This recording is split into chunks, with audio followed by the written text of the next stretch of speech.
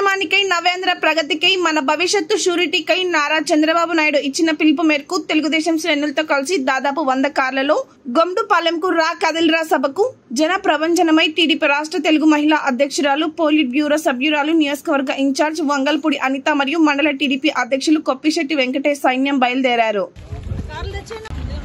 జై తెలుగుదేశం, జై తెలుగుదేశం. నారా చంద్రబాబు గారి నాయకత్వం, అనితమ్మ గారి నాయకత్వం.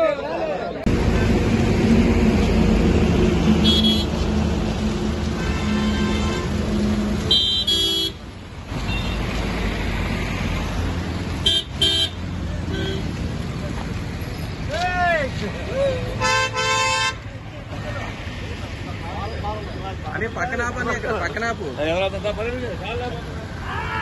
ఓకే.